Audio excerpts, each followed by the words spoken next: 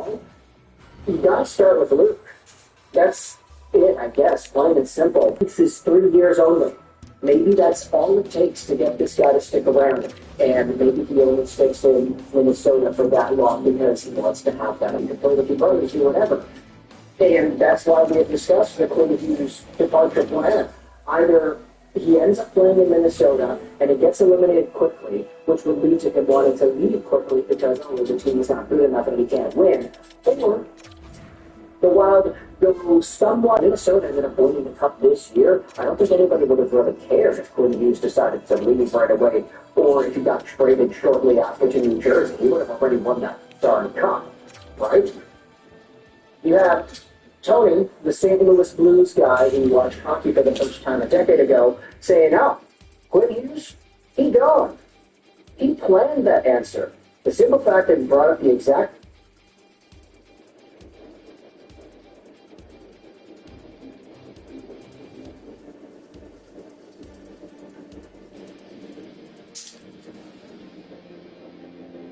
for playthrough every single mainline game that starting with Generation 1 to the world. The base game we're going to consider a few options before landing on the top Pokemon. And for Generation 1, their game is a good place to start. There is to be caught on about 22 before 30 and is instantly useful. Because while it doesn't do much against Fog, its level 8 form attack is one of the strongest moves available at this point in the game. This makes it an easy carry through level 16, where it evolves arena. And with a little help with Gen 1's early Moonstone, the player is then able to instantly evolve into the game. And this is, of course, the line's biggest part of fame. Such an early final evolution allows you to dominate later full base stats on first stage evolutions, while Mega Punch and Craft your way through the entire part of the game. Sure, Middle King's ground type got with the second gym as well, but don't care when you're sending every Rattata and Battery site straight to the Pokemon. And even as the game continues, Middle King manages to off its power and gain access to moves like Bubble Beam, Surf, Body Slam, Ice Beam, Rock Slide, Earthquake, Fireball. It's for these reasons and more that people love to tell Nidoking has the best Pokemon, but I think it's ultimately outclassed to other Pokemon. Nidoking's first two gym masters are lacking, and its stats hold it back from being an entirely dominant force in the late game, which is not something the Aberline ever has to worry about.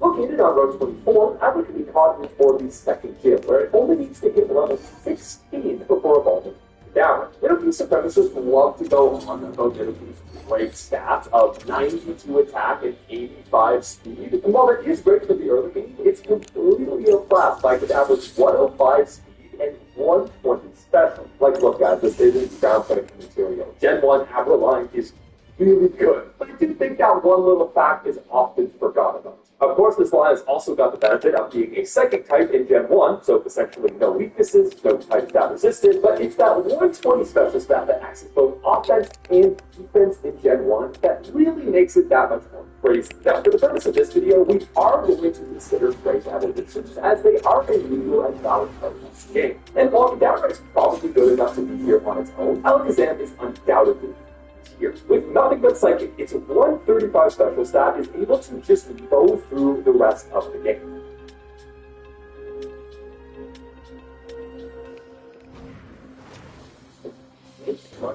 You should have flavor at home, wherever home is.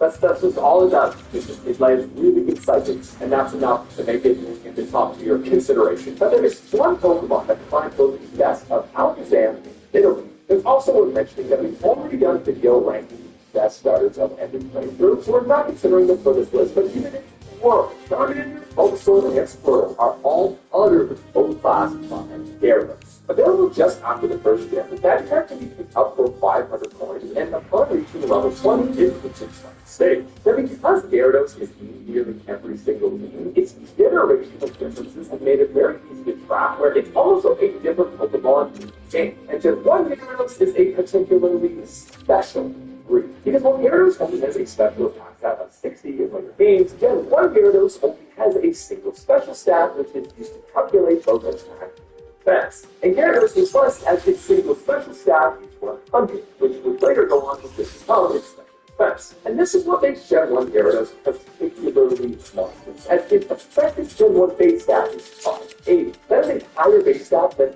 Paradox Pokemon from Gen 9, and nearly rivaling Super Legendaries.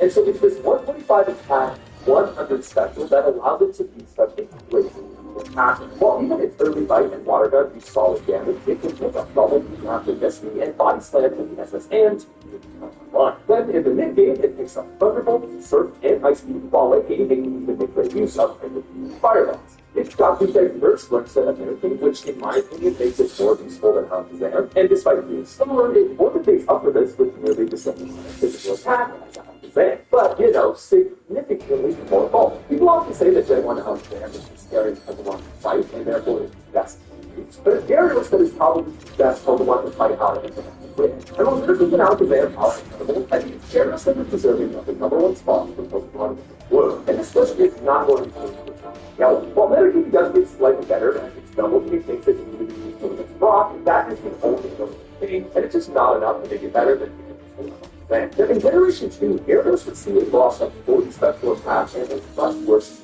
library. This would have been enough to get over the running of the best Pokemon for Gen 2. So, one of the best, however, is Emperor. Marie is a great early electric type, which gets its first evolution just before this. Yeah, electric is enough to make you look fuzzy, and the way that it is incredibly useful against building. Ampros can fire punch and iron tail via PM, and this set is enough to make it useful in every combat. But it's trying to get to this player, and electric fire is immensely useful for it plays an especially useful role against champions like this flying pipes, and overall it's just going to make it one of the most reliable. So, and while it's a top tier Pokemon to exist in the league, is incredible.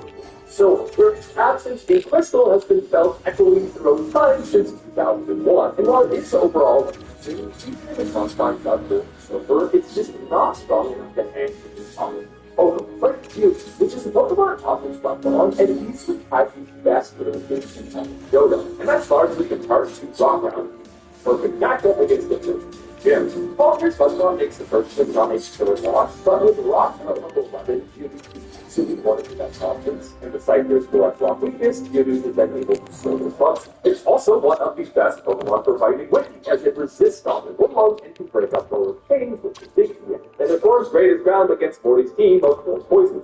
And while Clay Beam is not quite this dominant, it still goes on to be incredibly focused. Other than fighting specialists Tuck and Bruno, Golem is something to use in every single fight. But unfortunately, not even such a performance is enough to match up with the likes of which is arguably the best Gen 2 Pokemon. So Abra can be first fired in Golden City, and the Badger does not have a good matchup against Wind, but once he hits the 4th gym, this thing comes online and pretty much solos the rest of the game. And that is simply due to the 3 elemental punches being available for purchase to Golden.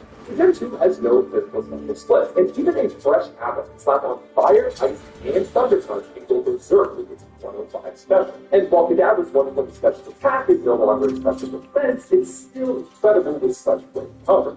And obviously, if you're fortunate enough to be able to trade, Alakazam is just in a with all 3 punches and Psychic, there is not a single Pokemon in the game that can resist it. Super effective against 10 of 17 types. And from 40 to Elite 4 Bruno, Alakazam can win super effective damage on every single Elite Pokemon besides Pikachu. And also one of these new Pokemon that can swing lands with over level. So while I am a Gen 2 supremacist, I can't really ignore how good Alakazam is. But there is one other Pokemon that is able to challenge Alakazam's strength, and that is gentleman Gengar. Now, Gengar pretty much shares its dominance of Gen 2 for the exact same reasons as Alakazam. In this case, only once fully evolved, Gengar is able to get all 3 of the punches, telling points over Alakazam. Sure, Gengar's physical Shadow Balls aren't too much, but Sweet Utilities have some additional benefits to Gengar that Alakazam is simply doesn't have. And while it's not strictly as dominant, I think there's a case to make that Gengar is better. For this video, I'm giving it to Alakazam, but it is really close, and I'd love to hear what you guys think about this. Moving into Gen 3, Pokemon Ruby Sapphire brings over 100 new Pokemon, and it makes you make the question, can they surpass the dominance of Gen 1? Well, okay, Pollen was, among many things, the first game to introduce a bird that could jab hook. Introducing Gutswell. So Guts is an ability to use that raises the user's attack by 1.5 times, but the user is burned more than the paralyzed. After the 5th gem, this strategy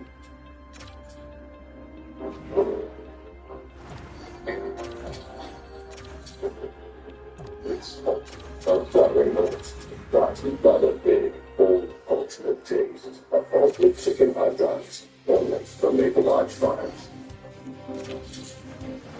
It's never title. I have to get dangerous with new technology. That's where we're all selling everything. There's a lot of noise out there, and almost everything is basic.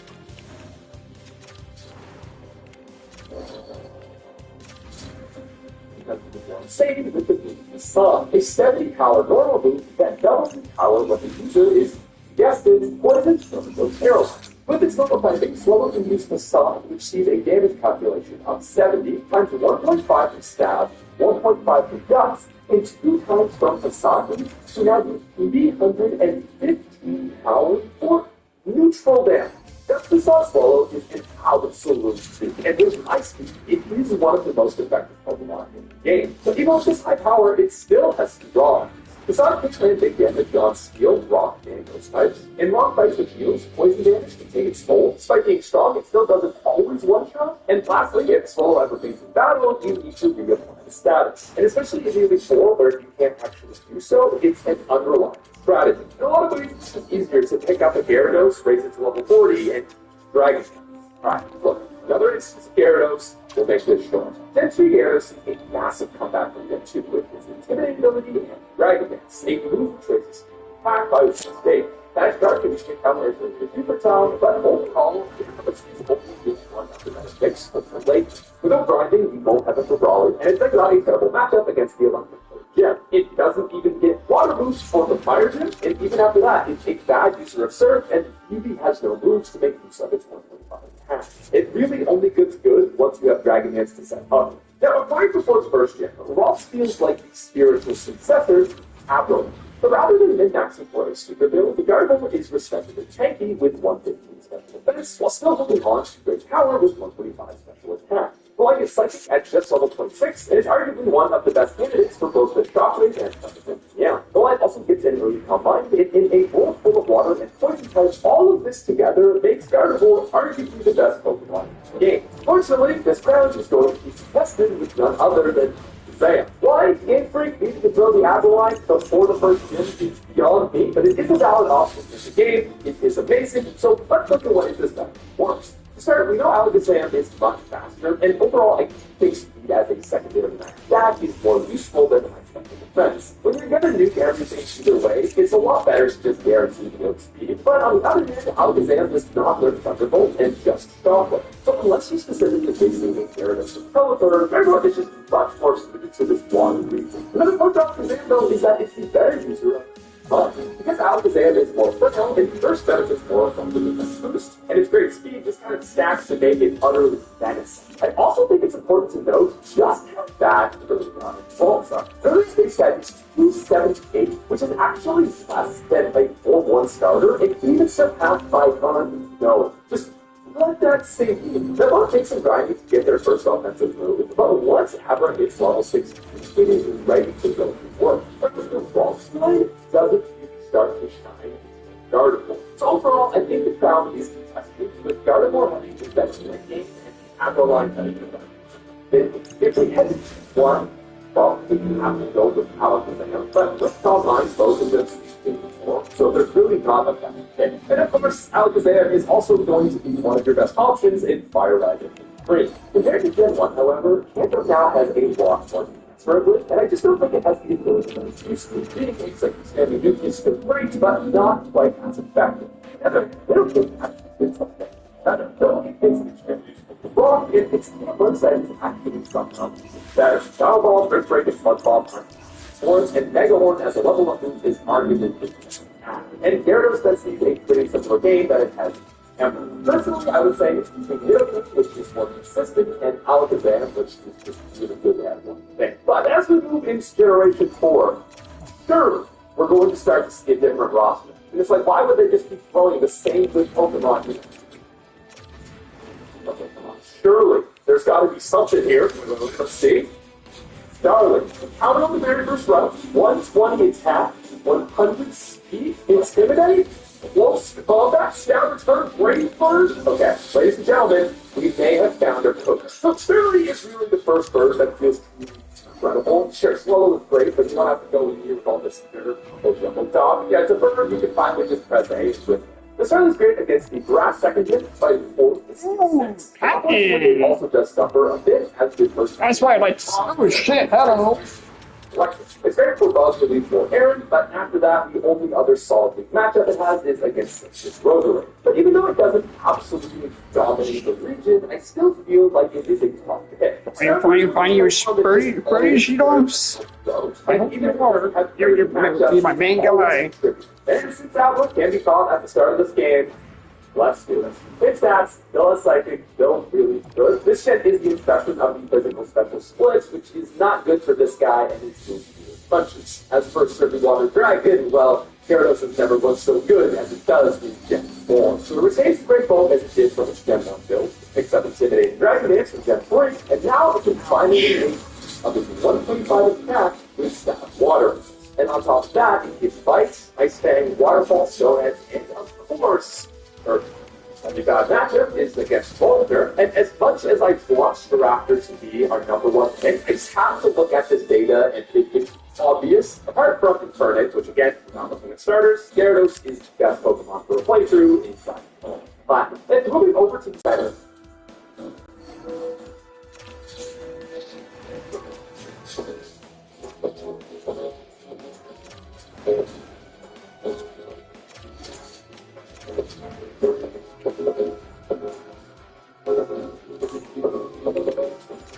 All the applicant benefits. Paradox does, however, get much better in Gen 4. Available in Azalea Town, it's immediately got really strong stats, and finally has the use them. It can start with Headbutt and Aerial Ace, but then learns Good Break at 19 for Witches. It can make great use of Shadow Punch against the board, and it also got access to Stonehead, Rock Slide, Earthquake, and Sword Stance.